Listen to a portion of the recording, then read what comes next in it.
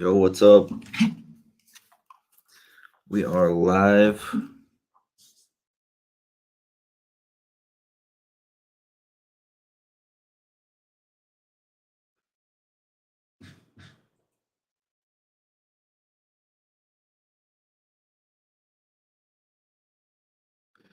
How's it going, everyone?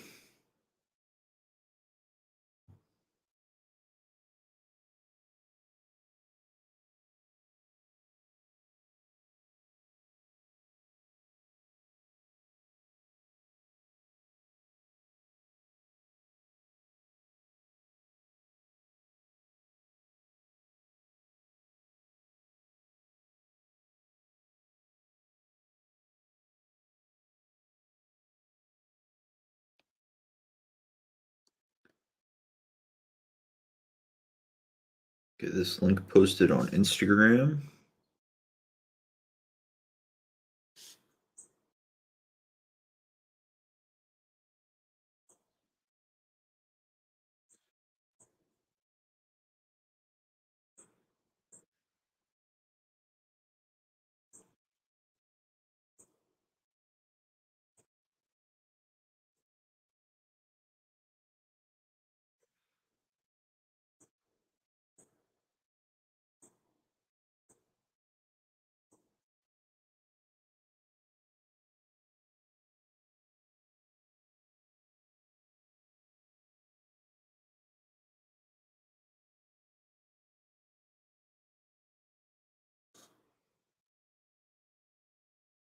How's everybody doing?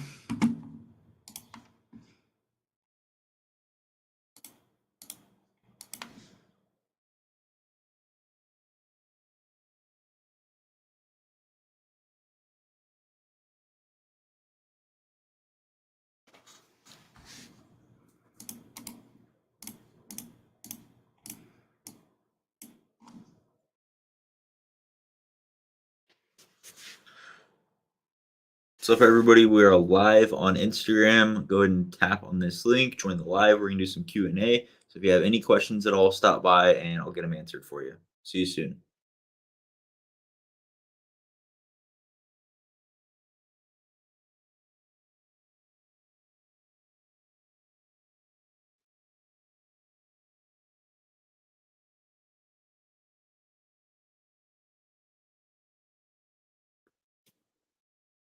All right, we got it posted on Instagram. Should have some people flowing in. If you guys have any questions, go ahead and drop those. Just gonna do some Q&A for a bit today.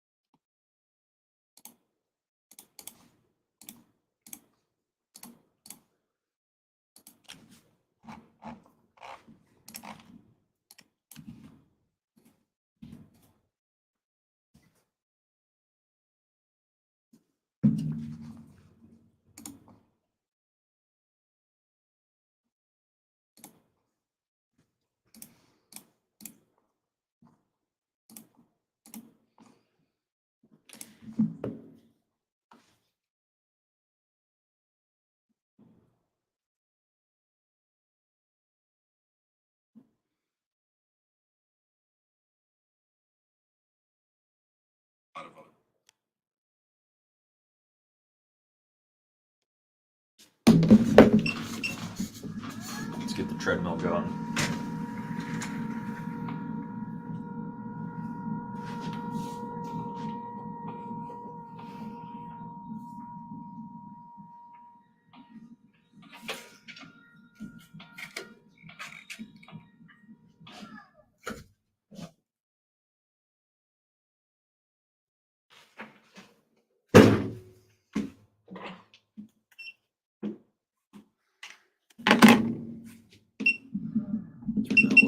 bit.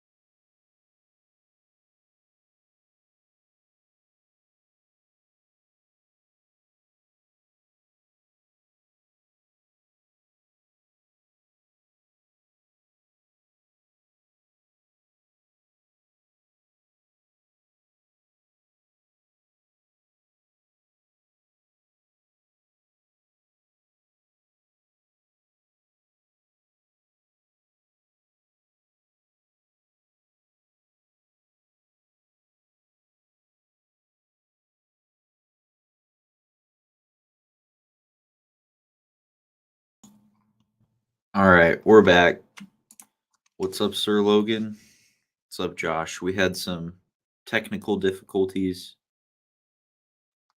I may or may not have gotten the blue screen of death, but we're back up and rolling.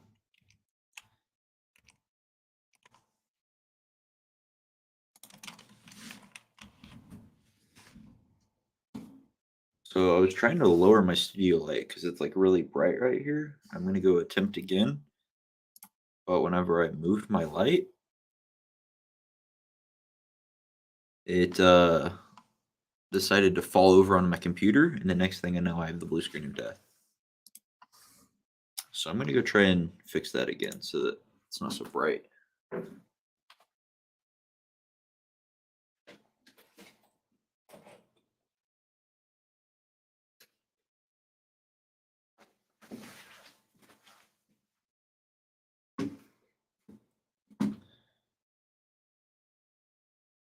Still too bright here.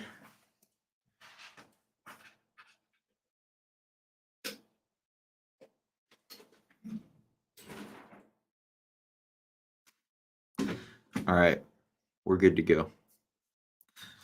Had some technical difficulties. We're back up and running.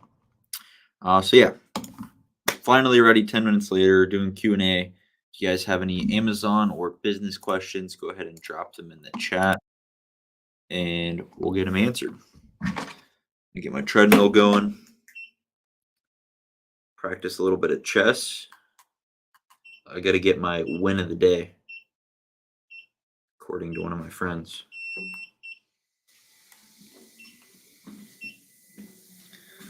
Let me know if this treadmill is too loud.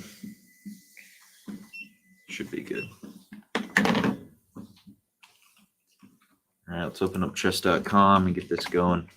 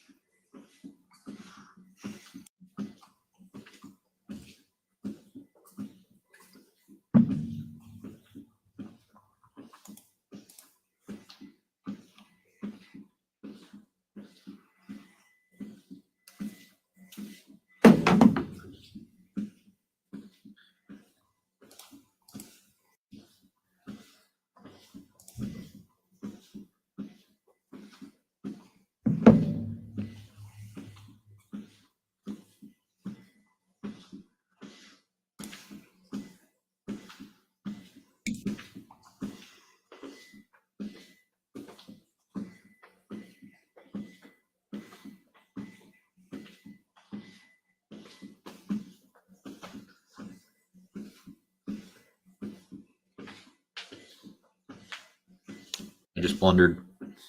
They didn't see it.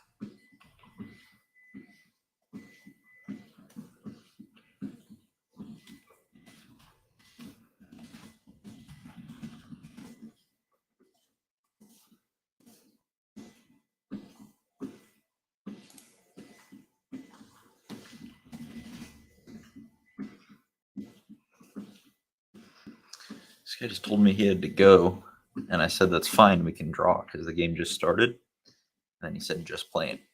I don't know what the point of that was.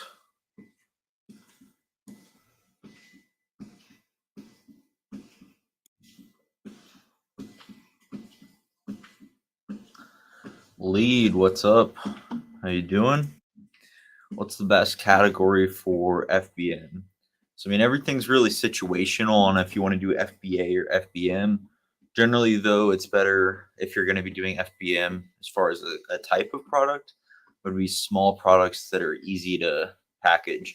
I like doing FBM on stuff that I can just put in a bubble mailer. So, like books or maybe small kitchen items or video games, anything that's small and can go in a bubble mailer and can go first class. Those are generally good items for FBM, but really everything's situational.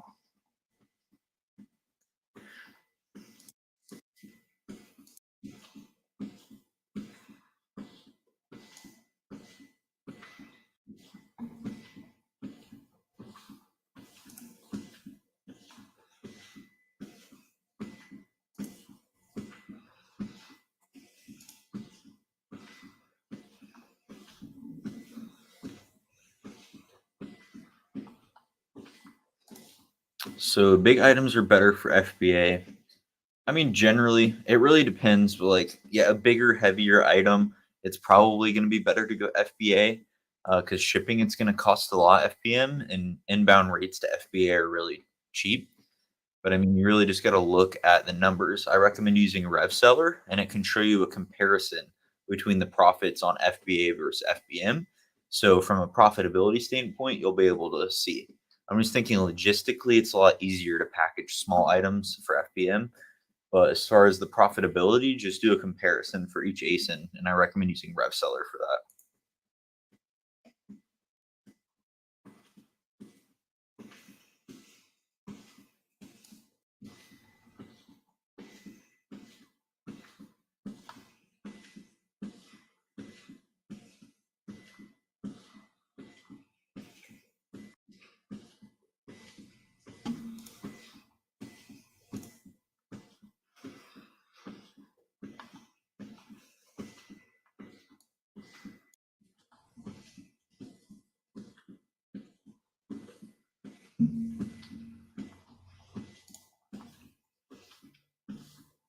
Is it paid? Yeah, RevSeller is a paid tool. I think it's $100 for a year. I don't think they have a monthly option. It's 100, something around 100 for the whole year. If you want a free option, you could just use the Amazon Seller app because it'll show you the profitability breakdown. But it's not as easy to see the side by side comparison. And the Seller Central app isn't the best for FBM calculations, in my opinion. Another option, if you just want to pay monthly, is Seller Amp. I don't use it for profitability calculations, but I know other people do. It's like 20 bucks a month. And then another one would be ASINZen or AZ Insight. I'm not sure what it's called nowadays, but it's also like 15, 20 bucks a month. And that's another one that my team uses. So we actually use RevSeller and AZ Insight slash ASINZen, whatever it's called. Yeah, so if you want just a monthly option, you can go with that second one.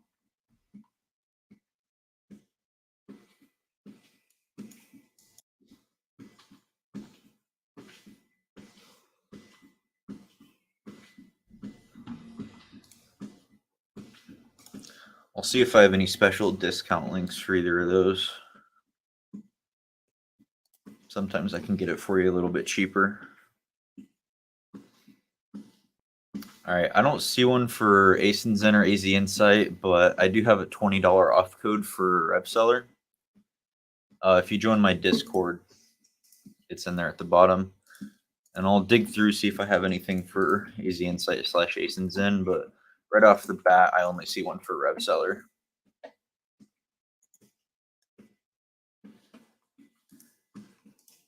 There's a link to the Discord if you want to join.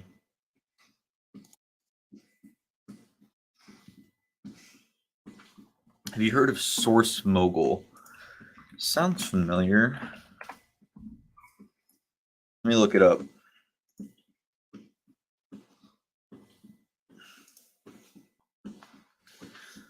$67 a month. I think I've heard of it before. It's not something that I've used though. Wonder if they're owned by 3Colts, maybe. Maybe Carbon 6. I feel like I remember seeing them under one of the software aggregators.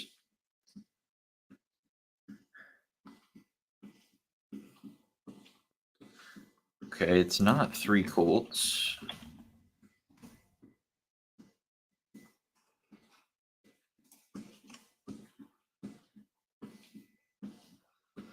Carbon 6 doesn't own them either, so maybe I'm wrong. But yeah, I've heard of it, but I've never used it.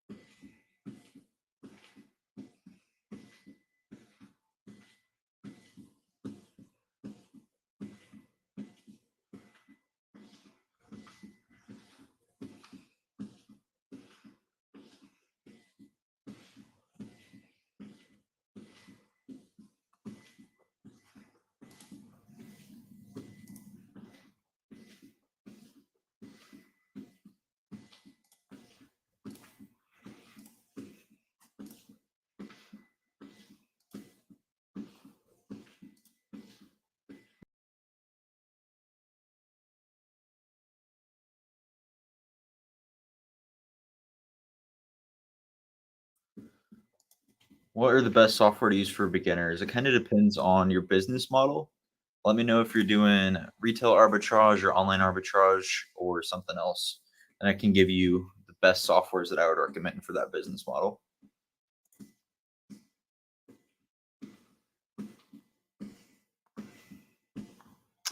I'm really confused right now.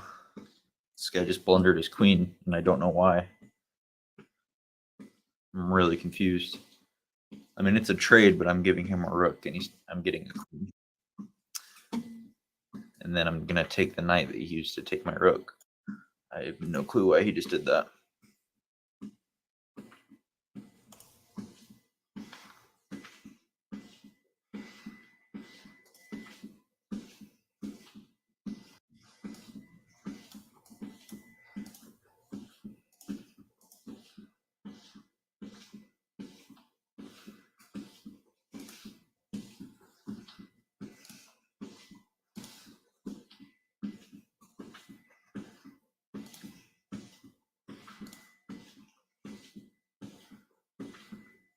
Planning to do mostly FBA. Okay.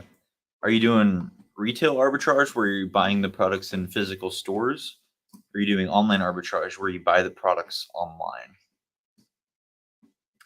Either way, you need to get Keepa. It'll allow you to see the profitability and sales history for any product on Amazon. Keepa is an absolute must. It's about $20 a month, and that's the one. That's one that you absolutely have to have. And then from there, it kind of just depends on what business model you're trying to do. If you want to go and do retail arbitrage, you just need the Seller Central app, but one called Scoutify 2, which comes with Inventory Lab. That one could be helpful. It's a little bit of a cleaner interface. I think SellerAmp has an app now for in-store scanning, but I've never used it. They didn't have that back in my day. And then for online arbitrage, we use RevSeller, SellerAmp, AZ Insight / ASINZen as a backup. We use Rakuten, obviously, to get free cash back. We use OA Buddy, Ace-Engadget. There's a ton. Really, the only ones you need are Keepa, and then SellerAmp is really helpful for online arbitrage sourcing. Online arbitrage, yeah. So definitely Keepa and SellerAmp. Those are the main two that you should get. If you're on a budget, you really only need Keepa, but SellerAmp will help you out a ton.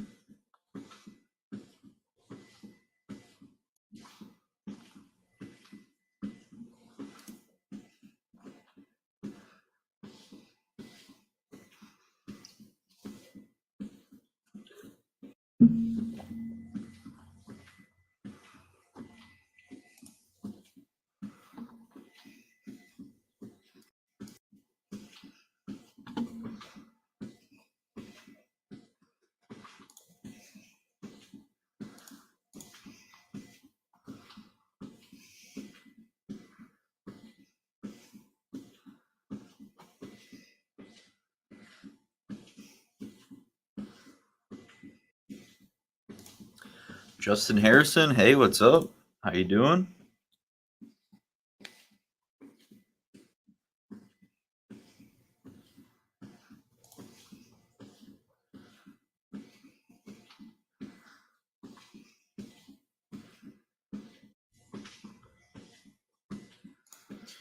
Jeff Langley, what's up?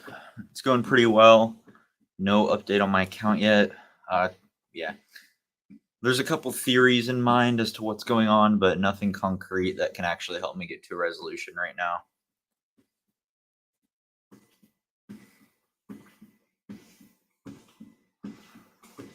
So yeah, we're still facing that issue. I submitted a couple other appeals maybe a day or two ago.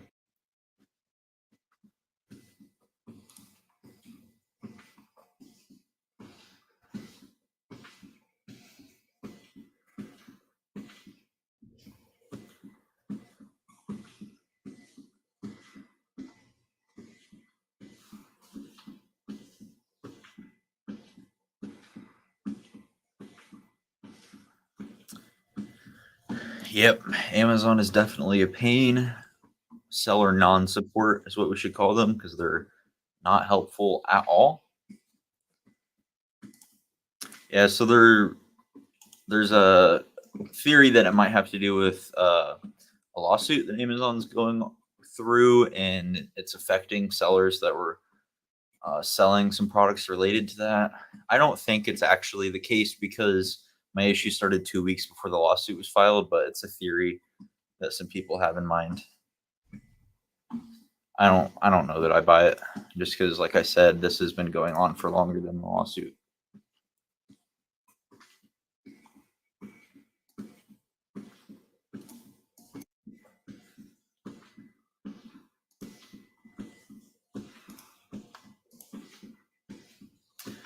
What's your go-to store for retail arbitrage and which ones are the worst? So honestly, I haven't done retail arbitrage in a very long time.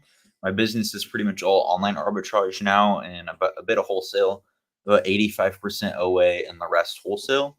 So I don't do RA anymore, but back when I was doing it, I would say I had the best success at Walmart, and Kohl's was a big one, being able to stack coupons and buy items really cheap, and then the outlets. So probably Walmart, Kohl's, and outlets were the top three sources for me for retail arbitrage.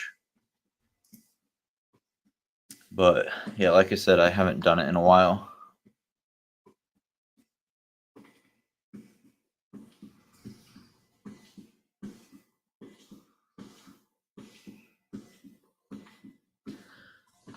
Or move away from checkmate. This guy better be careful.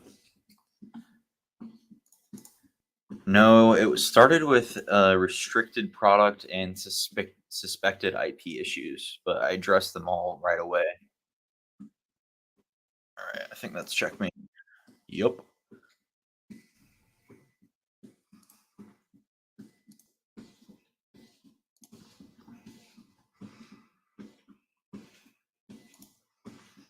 Let's do another game rolling. Does anybody here play chess?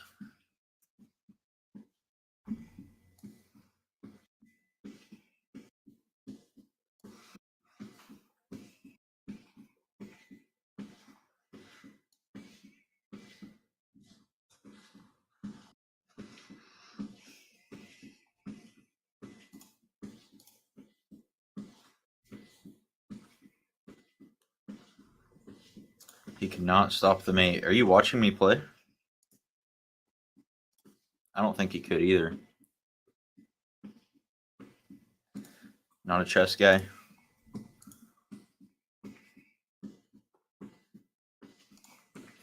Yeah. My friend TZ here tells me I got to try and win a chess game a day.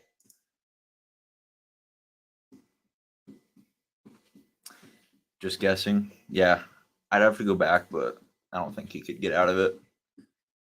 His king was up in the corner. My queen was locked in on him. The only place he could move was one square over. I moved my rook up, took his bishop. Checkmate.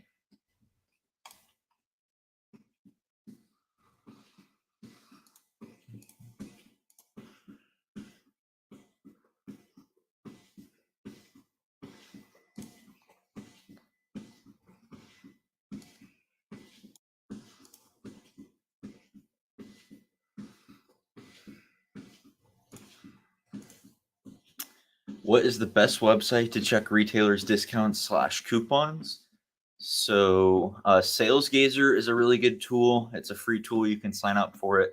Basically, any website that you're remotely interested in, you can click subscribe, and then you'll get notified anytime they have sales, discounts, coupons. It'll all show up in your SalesGazer account. That way, you're notified whenever new sales are going on. We also like to use Rakuten to look at any sales or big cash back deals. Capital One Shopping is a good one to use to find the best codes. Yeah, there's a few other tools that people use, but those are the main ones that we look at. And the owner of SalesGazer, Chris Grant, I'm going to be doing a video with him soon to kind of break down more of how to use the tool to the best of its ability. He's on a vacation right now, but whenever he gets back, he's going to hit me up and we'll schedule that.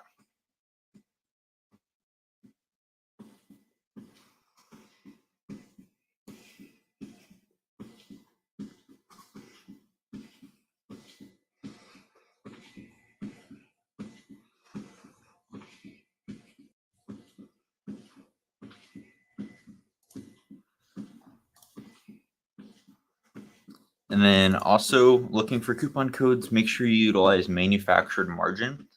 It's a way, I broke it down in a video last week, but it's a way to get like, so let's say 10% off all your orders. So for example, Dick's Sporting Goods, they'll give you 10% off when you sign up for their newsletter. So all you have to do is create a catch-all email so that you can basically have unlimited email addresses and you get unlimited 10% off codes.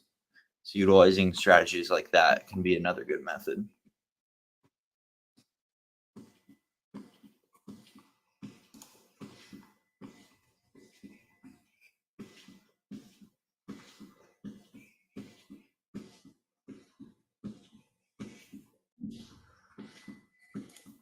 What's up, Kevin? How you doing?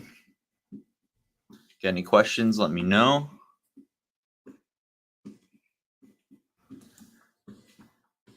If you guys aren't already, make sure you subscribe, turn on notifications so that you don't miss anytime I do a live stream like this or drop a new video.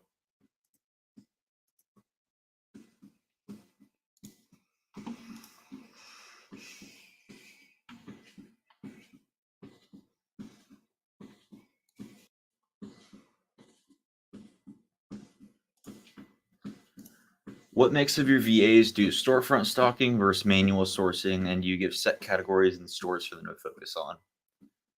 So I don't give them really set categories in stores. It's really just free reign, and they can use whatever method they like as long as they're giving me the results. The one caveat is sometimes we might see a specific sale that we want someone to focus on. Like, let's say Shop Disney's having a 25% off site wide sale. That sounds like a really good deal. So I'll post it in the Discord, and then whoever can get to it will react thumbs up. That way we know somebody is taking care of it.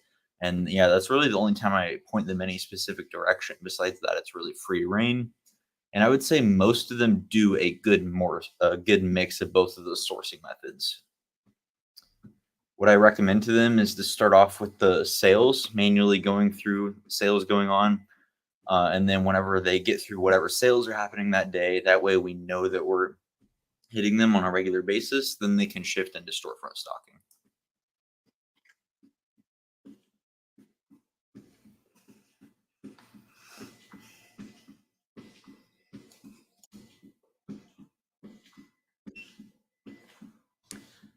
I'd like to get Ungated and Yeti. Where can I order to get an invoice? I can't think of any distributors. I would look at Katy, Texas Wholesale. I don't know.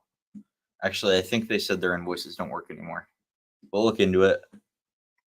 I don't know of any distributors for Yeti, but a lot of people have been having success with receipts lately. It's a bit of a gamble. There's no guarantee that it'll work, but some people have been saying that receipts are working. And it looks like Jeff says to use REI for Yeti. So there you go. Thank you, Jeff. What's the email techniques called and how do you do it? I'll post a link to the video where I broke it down. So you can go look at that after this live stream. But it's called Catch-All, CATCHALL, Catch-All. And you're just going to use this strategy. It costs you like $2 a year to buy a domain. Like, yeah, literally $2 a year. And then you can get unlimited coupon codes. It's a no-brainer. So definitely go watch that video after this live stream.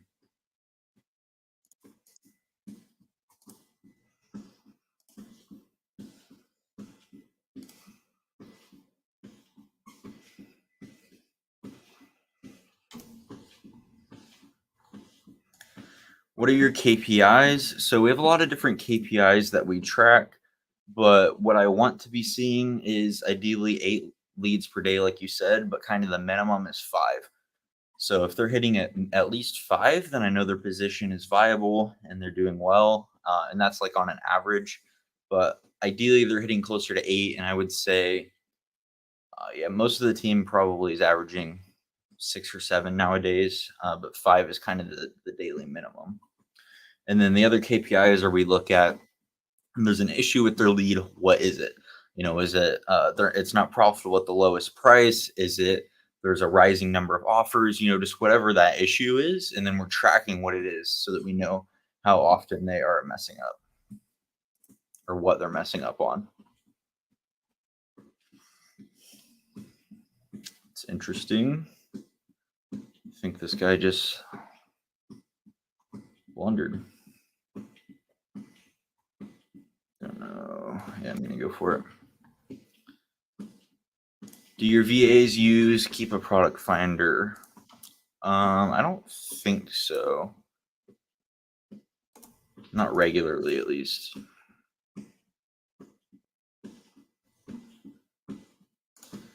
Of those 8 leads, are they all buyable? I'm getting 5 to 8 leads, probably 4 are buyable. Yeah, so that number, that 5 minimum, is buy-worthy leads. They might find more, but on average, minimum of 5, and then 8 would be ideal. So those are buyable leads. 4 buyable is not bad. That's just under what I would want to see as a minimum.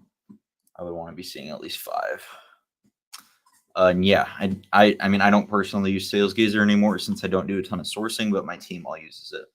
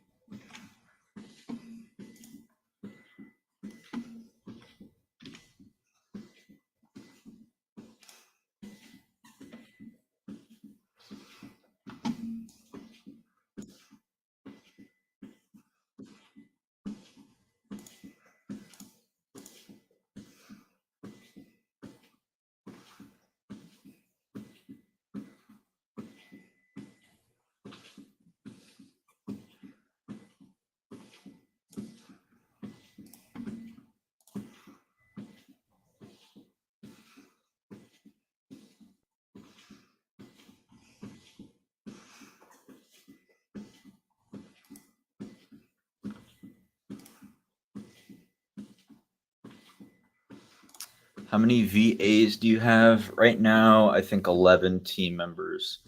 10 of those are for Amazon, and then 1 editor. We're in the process of hiring a couple more product researchers, though.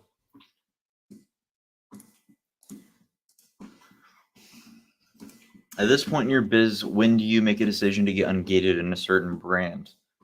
Just if we're ever seeing that we're coming across products, but we're not able to sell them. So if we're consistently finding a brand, but I'm not able to sell it, but there's consistent opportunity, then we'll go and look for a way to ungate.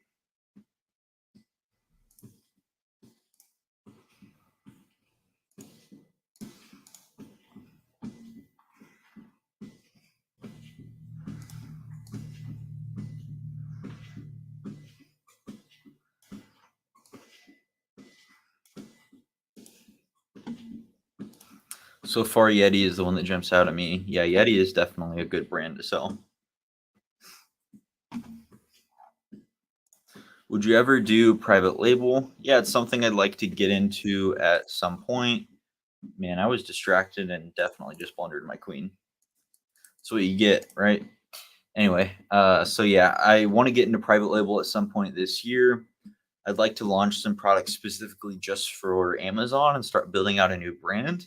And then we'll kind of see where Alpha Candles is going. But I think it would be cool to do something private label for Alpha Candles. That way we can sell on Amazon, but also have the backup of our brick and mortar store if things were to ever go wrong. Yeah, but right now we're not really at a position to be able to do that yet. But I'd like to at some point this year if we have, more liquidity available. That's really unfortunate.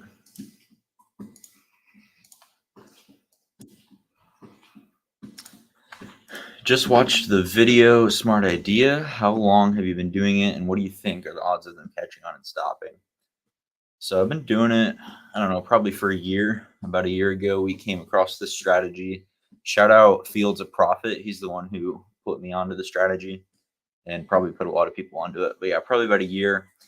And I mean, yeah, we haven't really had any issues with them catching on because to their system, it's a completely new email. Sometimes what'll happen is they might flag other aspects of your order, like the address or something like that, but you can always get around it or usually get around it. Actually, now that I think about it, Dick's Sporting Goods it has caused us some issues using catch-all. So we don't use that unless we need to make it profitable. But yeah, we will still use it if we need to. Sometimes they ask for a phone number, so I just enter my cell number. Yeah. Can you reuse phone number? I don't think so. If they ever ask for a phone number, I have like a Google Voice number. I have a open phone number, and there's a few others that we cycle through.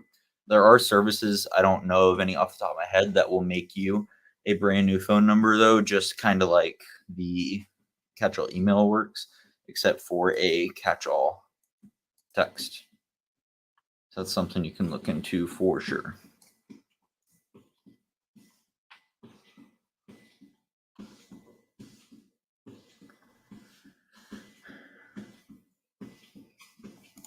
I had to go incognito for the Dick's Sporting Goods 10% to work.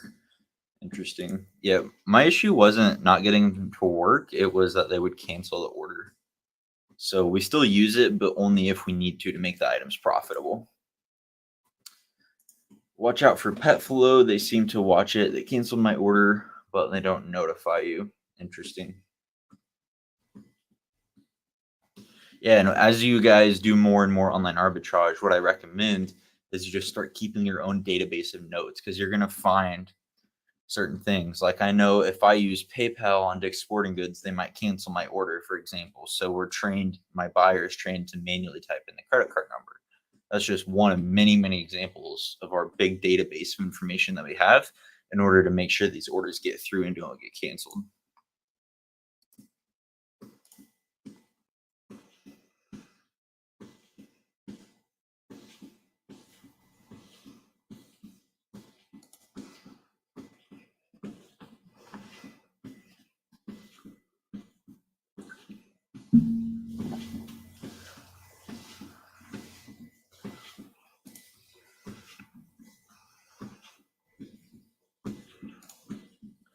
I just got a second Amex card to help get past those issues. Sweet. Yeah, having multiple credit cards is really going to be helpful. In case they flag one credit card, you can enter in that new one. And yeah, it's always good to have as many options as possible.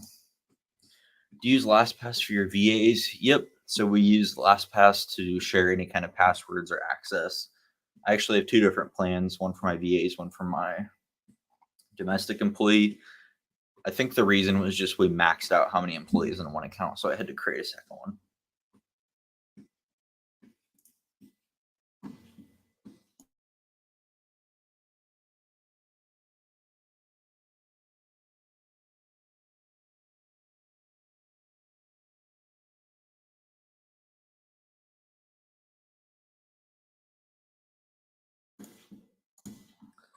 Can't they link your credit card by name? Usually what they look at is the billing address on the card. And then if there's an issue there, they flag the order. So another thing is try and set up at least one credit card that matches the billing address, matches where you're shipping to. So a lot of people in online arbitrage will utilize a prep center. So their shipping address is going to be different than their home address. So they need to set that up in a way to where it can get around. And yeah, there's ways to get around it.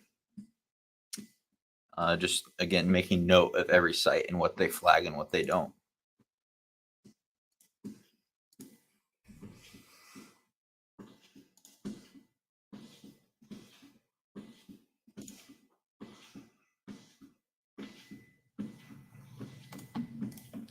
I've been having luck using Extend with my Amex to make virtual cards to avoid cancels. Is there other services like Extend that you recommend? Yeah, I've heard of that. It's not something we have a ton of experience with, so I don't have any services that I can recommend. Let me do a quick search and see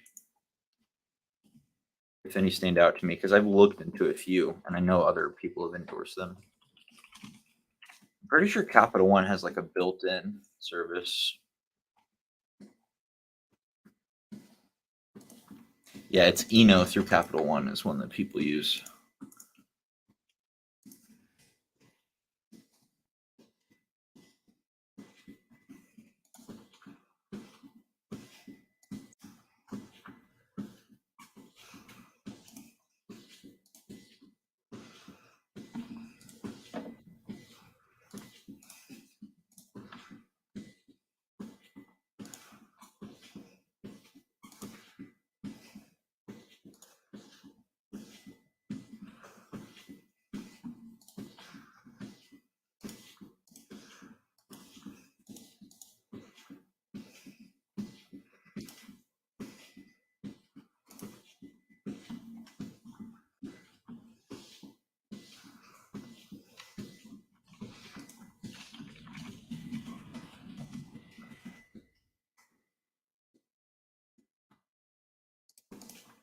Justin, what are virtual credit cards? So I believe it's like it generates a new number, but it comes out of the same account. So it'll give you like basically a whole new credit card info, but it still goes off your primary account. Yeah, like an employee card. Which that's another thing. Like Amex, I think on the Plum you can have like 99 employee cards at no additional cost. So you literally could just order a bunch of credit cards that all run off your primary, but if you have issues with cancellations, you have a whole new credit card that you could enter.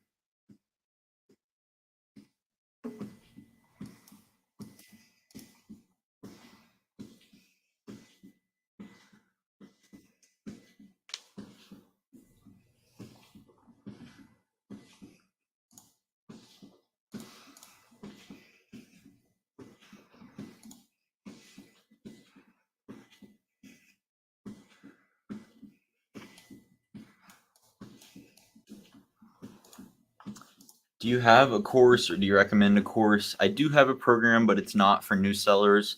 My program is called Outsource Everything. It teaches you how to build a business that runs itself, but it's for people who have the experience and more cash on hand to start outsourcing. It's not beginner friendly at all. Come back to me in 6 months once you have experience, more capital. As far as a beginner course, I can recommend a few. For online arbitrage, FBA Roadmap is really fantastic. It's by Fields of Profit and Flips for Miles. The OA Challenge is pretty good from Chris Grant. The Replan Workshop from Nate Jackson. Those are 3 courses that I can stand by and recommend to you if you're trying to learn about online arbitrage.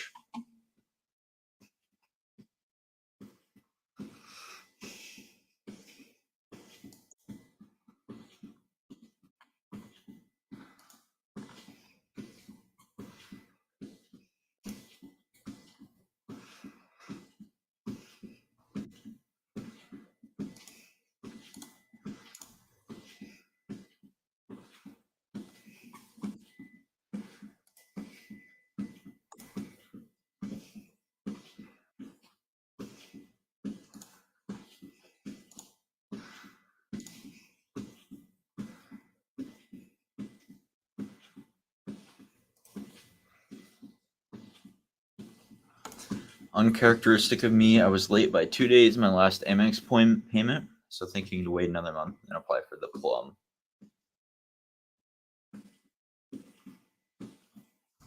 Yeah, that's probably a good idea.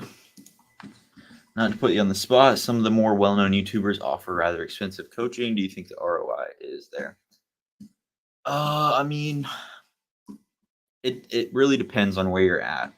So like if somebody who has a ton of money but doesn't want to take the time to go and watch YouTube videos and read everything but wants to have more guided coaching, then I would say yeah, absolutely. Pay whatever it is, 2 grand, 3 grand to have somebody walk you through the entire process. Then I think it is really valuable. But if you don't have that $2,000-3,000 and that would drain your savings and then you don't have any cash to actually go and implement, then it's probably not worth it. So it really depends on your situation. I think those higher end coachings are going to be valuable to some people depending on where you're at, but to others, it could just be a waste of your money. Or not a waste, but not a good use of your money. Let me correct myself there.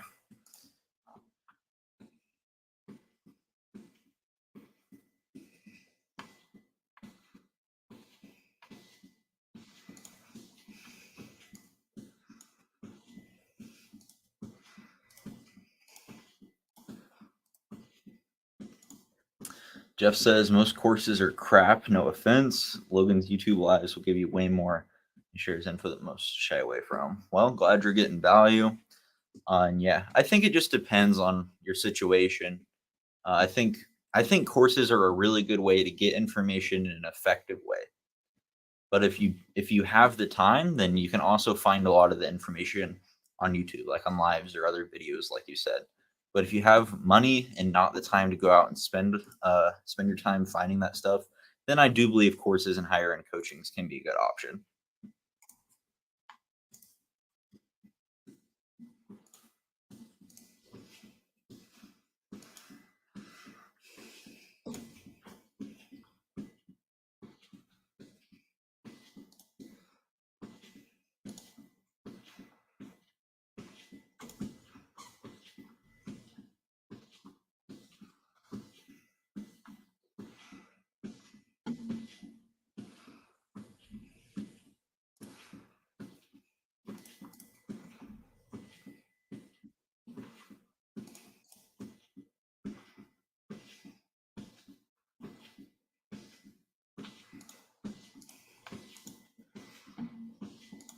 I'm an instructional designer by trade, so more critical. Gotcha.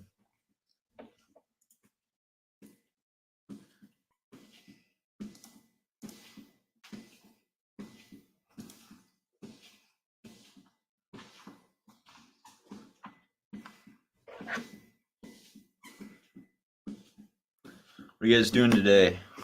Working, having fun?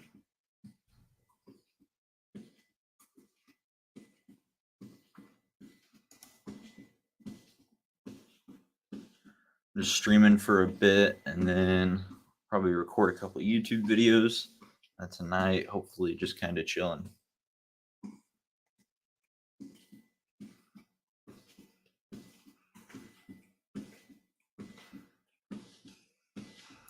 Josh, what's up? How you doing? Live stream stroll.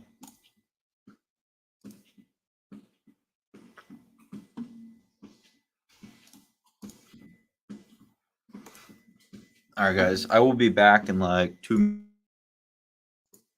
minutes. Don't run. I'll be right back.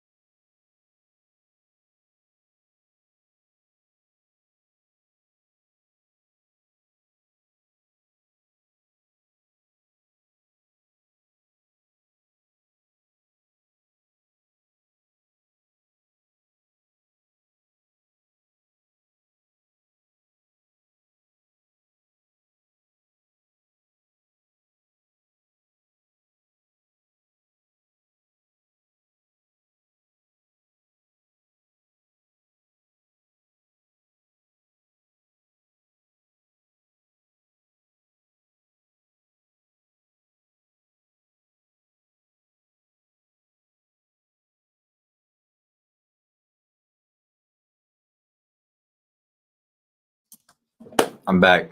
Glad you guys didn't run away. All right, let's see. About to dive into some product or private label research, struggling to find a niche. Cool. What are you using for your PL research? Helium 10 or something else? Which credit cards are you using for your business? So I'll post another video here where I break down kind of our credit cards we use and then how we use them because both are important. So you can go watch this video after the stream's over. But basically, we use Amex and Capital One primarily. Capital One Spark 2% back, and then Amex Platinum and Plum would be the main ones that I like to use. No running. It's a Sunday. That's true.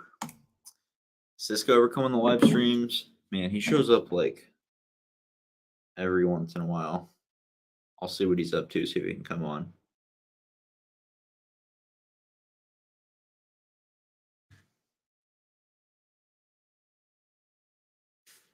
Send him this.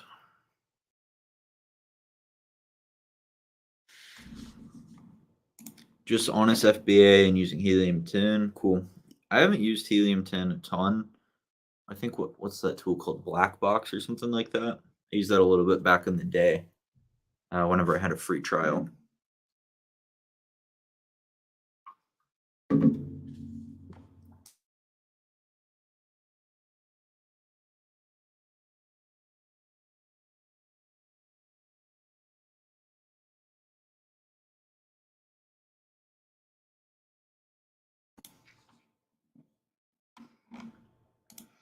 What repricer do you prefer? I use BeCool, but don't know of cheaper options. So I can tell you which one I prefer, but it's definitely not a cheaper option. I use SellerSnap. It's, as far as I know, the most expensive on the market, but it's also the best on the market, in my opinion, and that's why we use it. There's a lot of really great features about it, really makes the process streamlined, but it is more expensive.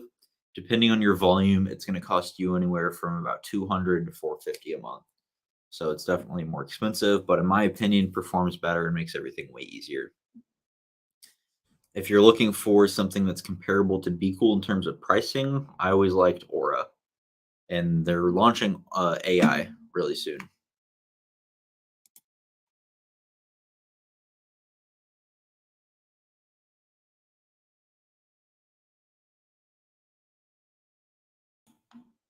There we go. So yeah, you could definitely look into Aura. I think they're another good option. They're like $90 a month or something like that. We used Helium 10 and did well with PL. Sweet. Do you use PPC on any of your arbitrage items? Yeah, actually, I know I keep posting videos, but I dropped a video on this last week, and like it's insane. You've got to do this. I've added 60K in revenue to my arbitrage business through the use of PPC. And that's over like a year and a half, but still on average, it's like 4 or 5 grand a month in added revenue through the use of PPC. And it's on a $3,000 spend, I think it was. So 3K generated 60 grand. It's a no-brainer. It's a really simple strategy. I recommend just adding all of your items to it and then adding, them on a regular basis. It's amazing. It's a no-brainer. You got to do it. You guys have to watch that video and implement the strategy. It'll pretty much immediately boost your revenue. I told my business partner about it like a week and a half ago, and within the first few days, he added like $600 or $700 in revenue. Crazy. You have to implement it. I don't understand why people don't use PPC on their arbitrage and wholesale. They think it's only applicable if you're creating new listings, but there's so many use cases for arbitrage and wholesale too. And that one strategy is just one simple way to do it. You can also utilize it if you're creating new listings, like I just mentioned, or if you want to move stale inventory or anything. There's tons of ways you can utilize PPC in your arbitrage business.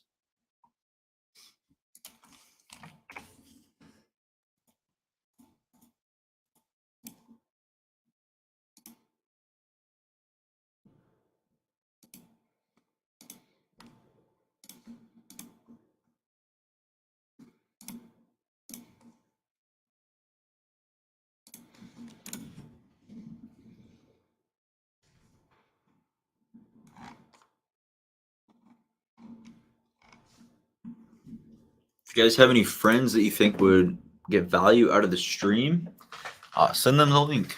Let's get some more people in here, get some more questions flowing in. we can help them learn more. And then also, the more questions other people are asking, the more that you can learn too. So if you got any other friends who are Amazon sellers, we get value out of the stream, go ahead and shoot them a link. Let's get them in here.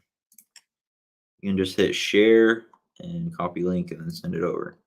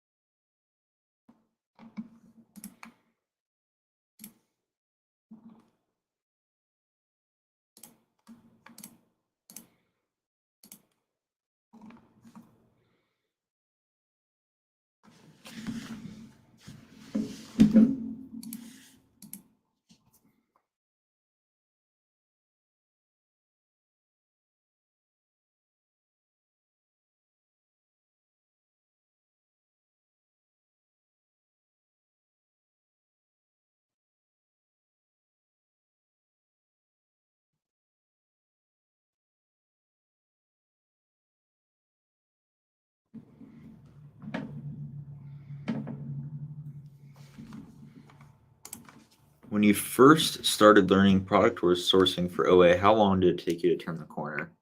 I don't know an exact time, but to be honest, I struggled whenever I was first starting doing OA. I just found it a lot more difficult than RA for some reason. A reason that I like to point to is that I couldn't physically see the product. I think that was just a little bit challenging for me in terms of finding matches. So yeah, it was difficult for me at first, and what I found really helping me out was leads lists and just getting on them, seeing new sources, new sites, new sales that were going on, and then also just understanding online arbitrage a little bit better through the use of leads lists. Use them for a while, and then eventually, I was using leads lists and doing my own sourcing, and eventually hired VAs, had a hybrid model for a while, and then now just all VAs. So yeah, I mean, it's been a process and it took a while. I don't know an exact time frame though.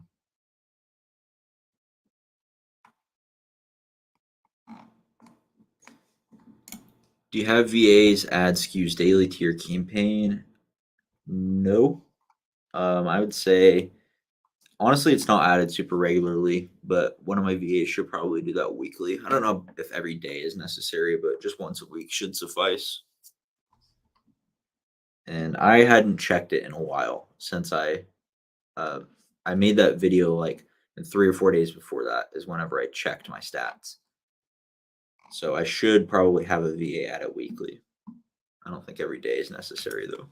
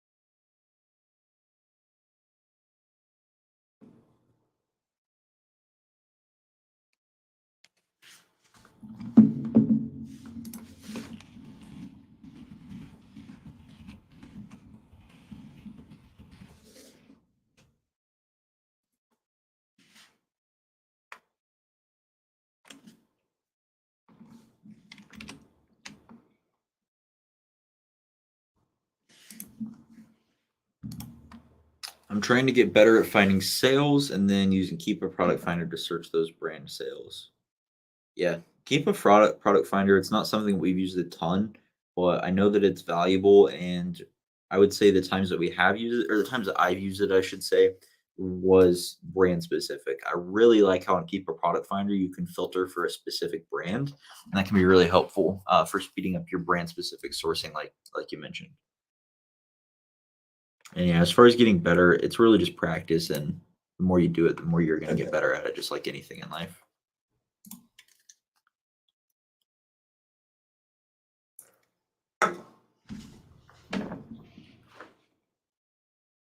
It's worked well lately on Clinique. Sweet.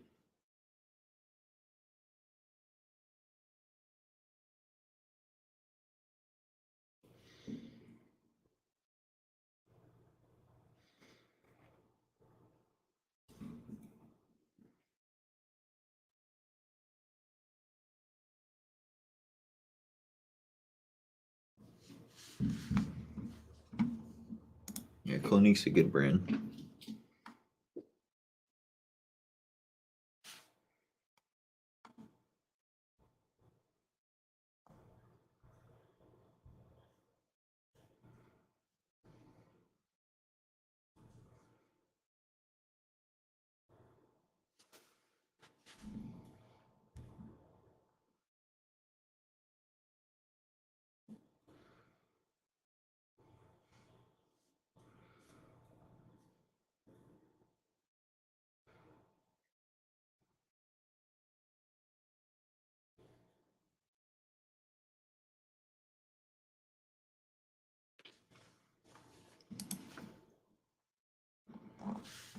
You guys got any more questions?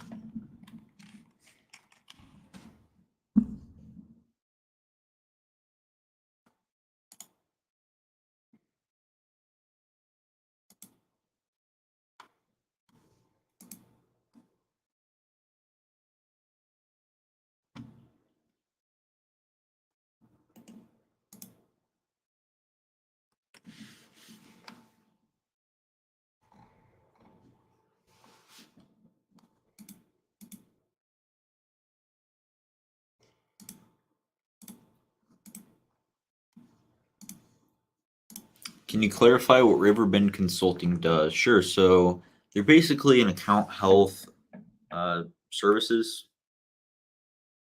Yeah, I guess that would be the best way to describe them. But they offer a bunch of account health service options, so they can help you with tons of different stuff. I primarily use them for my reimbursements. So what they do is they monitor my account. They look for any discrepancies from Amazon where Amazon should have paid me for something, but they didn't.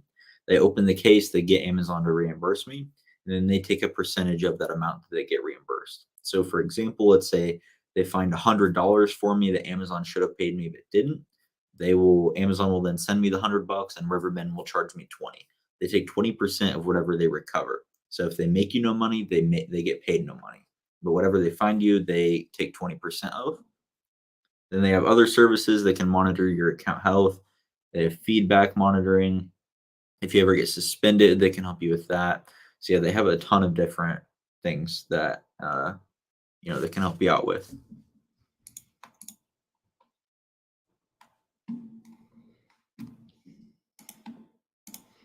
Yo, Echo Flips in the building. What is up? How did you learn about private label? I don't know a ton about private label, to be honest. It's something I want to get into this year. I haven't really dived down that path yet. I've looked into Trevin Peterson's course. I might get that at some point this year. Brandon Young is another guy. But yeah, just watching YouTube videos is how I've learned a little bit, but I don't know a ton about it yet.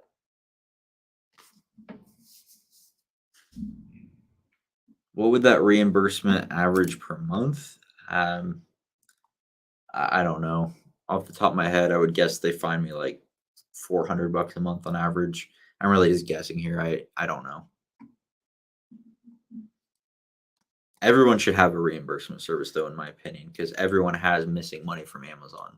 Even if it's just $50 a month, that's $50 that you were never going to see again. Why would you not pay somebody 10 to recover it for you? They only take 20% if they recover you funds. Loving the thumbnails on your older videos. I didn't know you were doing YouTube 2 years ago. Yeah, I was. I One of my regrets is not staying as consistent with it because I think I would be obviously a lot more successful on YouTube right now if I had been consistently grinding on it for 2 years, as opposed to just starting really the last couple months, being more serious about it. But yeah, those old thumbnails, those old videos, they're cringe. I'm never going to take them down. They'll always be up just to see like how far my content has come in the last couple years, and then 2 years from now, I'm sure it'll be even better. So yeah, those videos are really cringy. I was just talking to some of my friends about that the other day, but they'll be up forever, so we can all laugh at my old videos. Some of those thumbnails.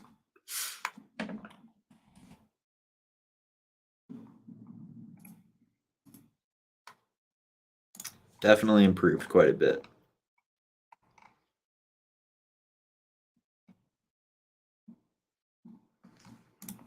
Gotta love the cringe, absolutely. So there to see how far we've come. A lot of people on YouTube say you have to make 100 crappy videos before you can start to see really good content. So those 100 crappy videos will be up. What's funny though is some of those old videos performed really well. Like my best ever performing video on YouTube by far is my third video. It's Amazon professional versus individual seller account. It has over 6,000 views. It's had like a few hundred hours of watch time. I mean, look at that thumbnail. I'm out in my driveway. You could barely read the text. Yeah, I don't know.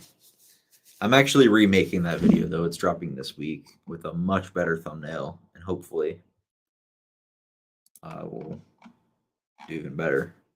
Yeah, over 6,000 views, and but that's over the course of 2 years. So like, if I would have consistently been putting in the work, I would have a lot more videos that probably would be at that level.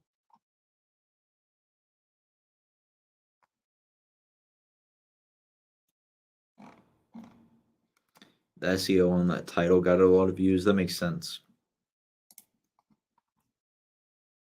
Yeah, that makes sense.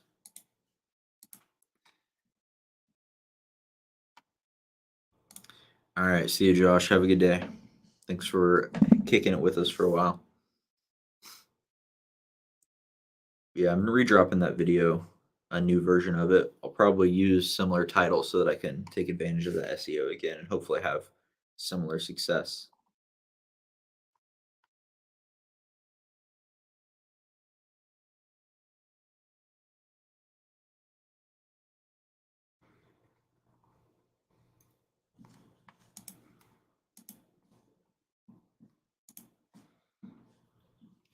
What's everybody up to today?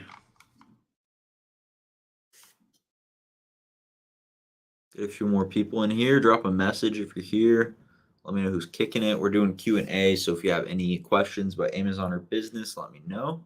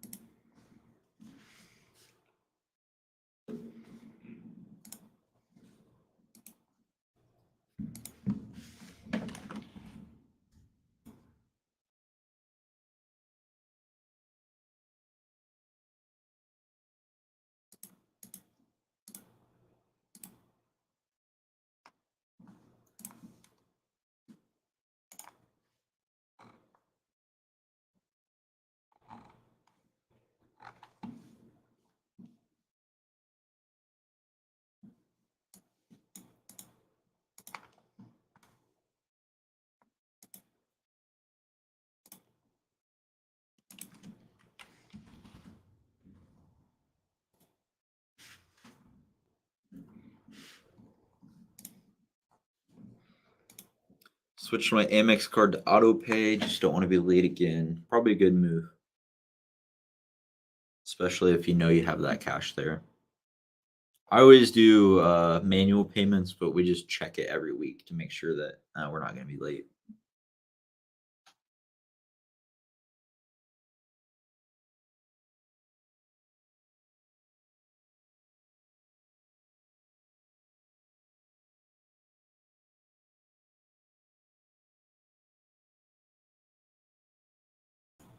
Get disconnected there. All right.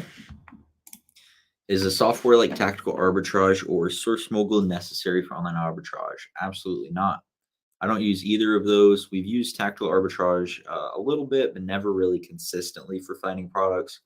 everything that we do is manual. I find that it's more effective and provides more longevity on your leads because it's a little bit harder to find them. So yeah, we use Keepo. We use things like SellerAmp and RevSeller to help speed up the process, but we don't use any actual full-on software solutions for finding leads. Everything is manual in our business. So definitely not necessary.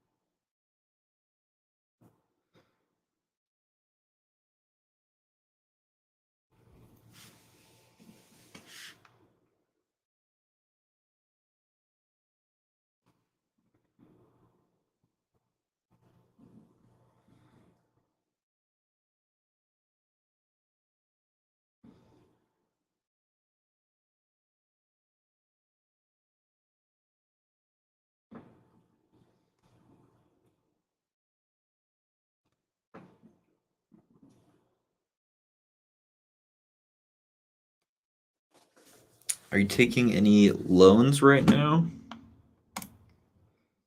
I mean, if Amazon offered me a big loan, I would probably take it. I'm always looking to grow the business, and I think if you know what you're doing, debt is a really good way to do that, especially long-term debt. Credit cards are a little tricky. Just got offered a 36K loan. The APR is 10%. I mean, yeah, it's a little high. If I go to my bank right now, interest rates are high across the board. But like I have a line of credit that's at like a 5% interest rate. Now it would probably be more like 6 or so if I had to guess. So 10% is a little bit high, but like think about your ROI. So 10% for the year interest, or you're going to turn that over at 20% month over month, probably pretty conservatively. So I think it's worth it. I'm not scared of paying a few $1,000s in interest when I know that I'm going to make a few $1,000s a month in profit.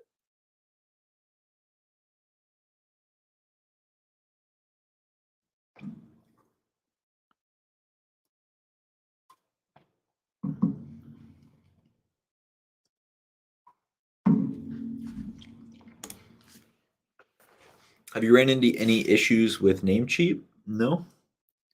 I bought tons of domains from them. Never had any issues. Always been able to transfer them over to proper website, whatever application I'm using. No issues with email. Never had any issues at all. I have probably 10 to 12 domains with them. Never had any issues.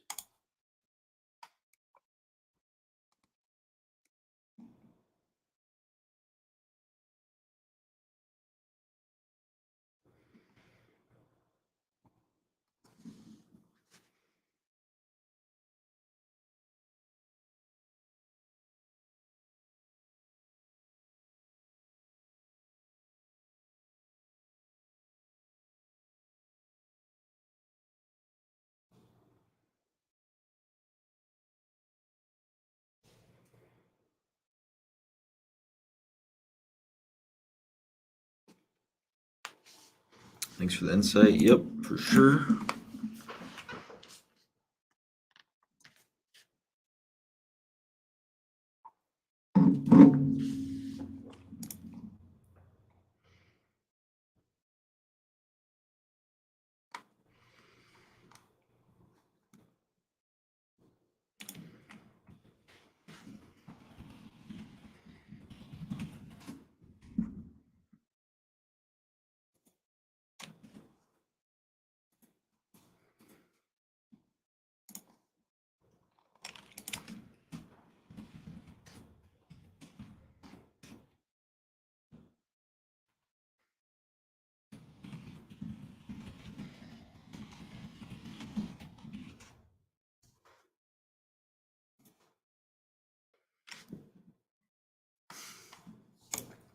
Kevin says his APR is 14%. So yeah, that is definitely a little bit high. I think on my Amazon loan it was 9.99 or 11.99, one of the two. I want to say it was 9.99.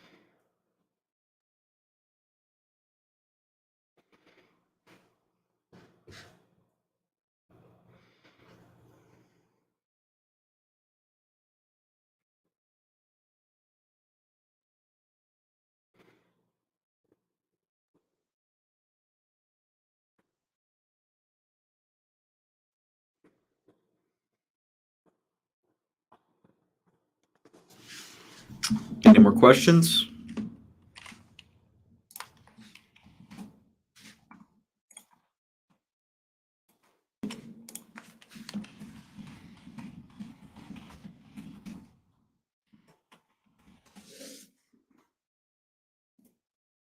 Cosmetics. What about them, Kevin?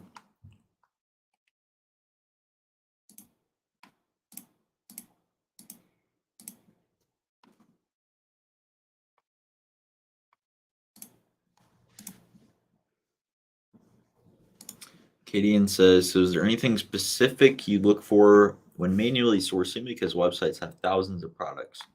Yeah, so if we're sourcing from the website to Amazon, we're really just looking at sales. So yeah, websites have thousands of products, but that might be narrowed down to a few hundred or maybe even less than 100 if you're looking at specific sales. So if you're looking from the source to the product page on Amazon, I would recommend starting with sales that are going on or coupon codes that you know that you have. Um, if you're going the other way from Amazon to the source, then it's different because you're just going through people's storefronts. And I have a couple of videos I can link here that would probably be helpful for you.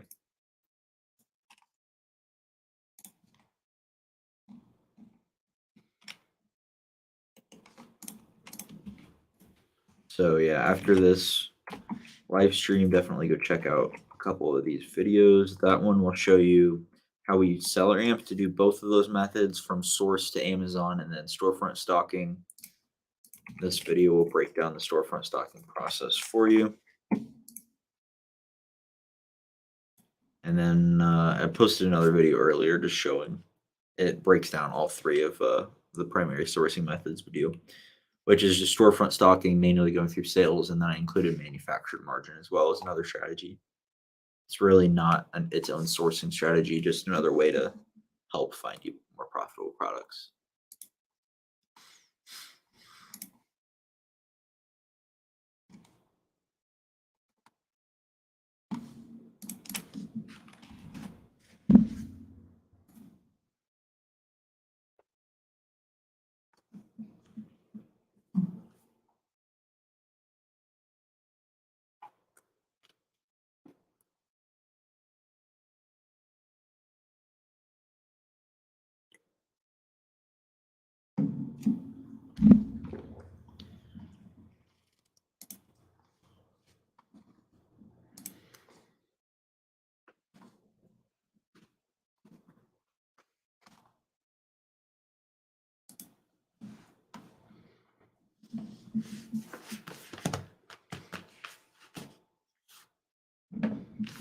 Probably going to be live streaming again pretty much every day this week. Let me check my schedule. But we did live streams. I think this is the seventh day in a row. Started on Monday last week, and we've been going pretty much every day. And yeah, it looks like I'll be able to do that again most days this week. So yeah, make sure you have notifications turned on. Turn on that notification bell so that you know whenever I go live and you don't miss any of these. You have a chance to come in here and ask questions. But it's looking like I'll go live pretty much every day this week again.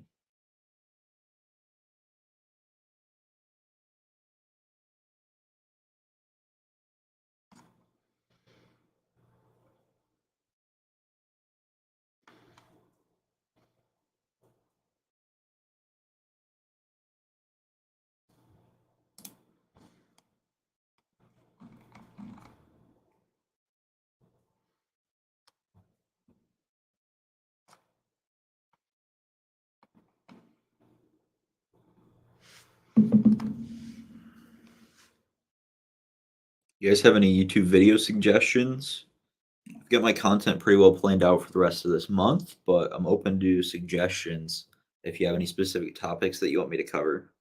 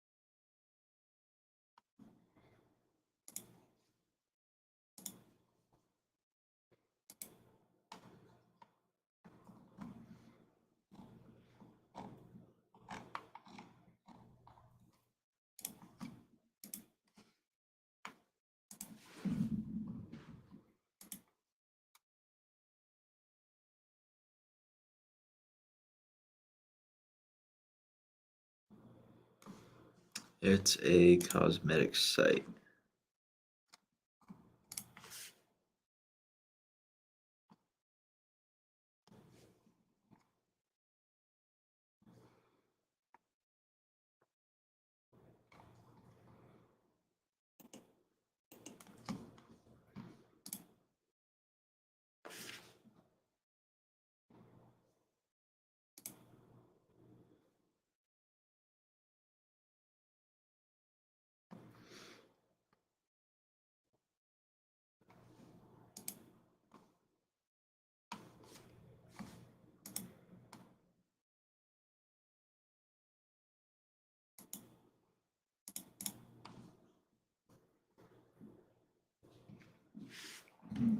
See, a few more people just hopped in. We're doing Q&A.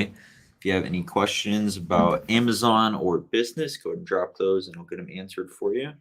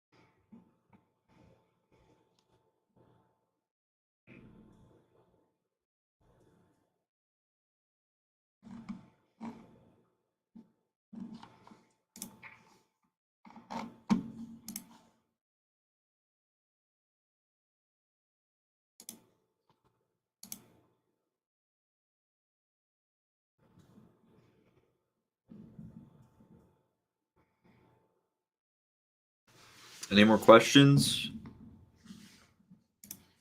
Give it a few more minutes. If no more questions come in, we'll go ahead and wrap it up. Otherwise, ask some questions and we'll keep it going for a bit.